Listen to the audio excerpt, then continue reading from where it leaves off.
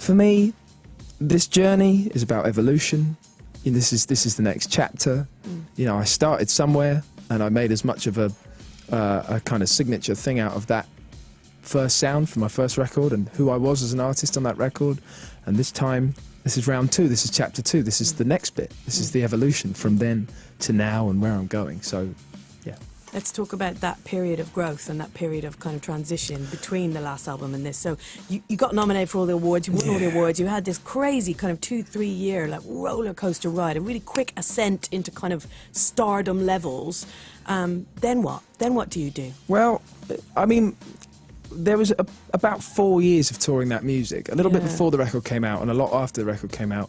At the very end of 2016, which is only just over a year ago now, it was time finally to stop and to move forward from that first collection of songs. So 2017, I spent all that time writing and working. And where do you go to write? I actually was at home for this. I was there was a studio, you know, sort of 5 minutes from my house, and it was all North London around there, with a good friend of mine, John Green, who I've known for years, and is, you know, it's a very important part if you're going to co-write at all. It's a mad experience. Do it with a friend who understands you is a very important thing. It's a very important detail. So I was able to do that, and we spent a load of time at the start of 2017 doing that.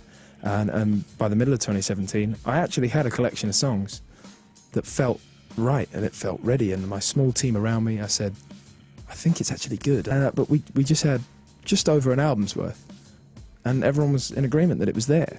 And it was strange. It felt ready. Yeah. And look, my confidence has grown in this area of the process and the journey. You still check yourself and check yourself again and check yourself again. And there was a moment at that point in the process where I got a call from a very, very, very talented man called Paul Epworth. And he said, my A&R guy had, like a very sneaky A&R guy, as they sometimes fantastically are. He played Paul some music. Yeah. And Paul called and he said, I've heard this music and I want to say congratulations. I think it's brilliant.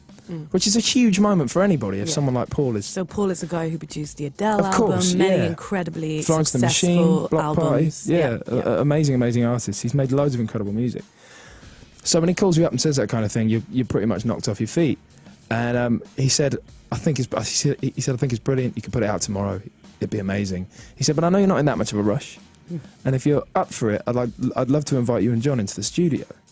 And he said, because I've got a few ideas. And he said, if you don't like it, don't worry about it. I think the music's great and you could still put it out, but let's have a go. You know, nothing to lose. Naturally, Paul, being the genius that he is, sprinkled an extra bit of kind of fairy dust across the music, and finally it was ready. And talking about the sound of Wild Love, you know, it's not the traditional kind of man with acoustic guitar sound. It's different, and that was, I presume, a considered thing for you. You wanted to go to push yourself. Every stage of it, because I feel, or I believe so strongly, that this whole thing is about evolution and changing it up and developing. And what I did on Chaos and the Calm, the sound, it was intentional. The hat and the hair was intentional. Losing it was intentional. And going to where I've gone to next was intentional. I had all these new inspirations and influences musically that fed into this music that didn't necessarily feed into Chaos and the Calm, my first record. My fans, they're not the same people now that they were 5 years ago when I brought music out for the first time, and I'm not the same person now that I was 5 years ago. I will always honour that, and I'm so proud of what I achieved. And I can't wait to see those fans again and play those songs, but this is about something new and an evolution.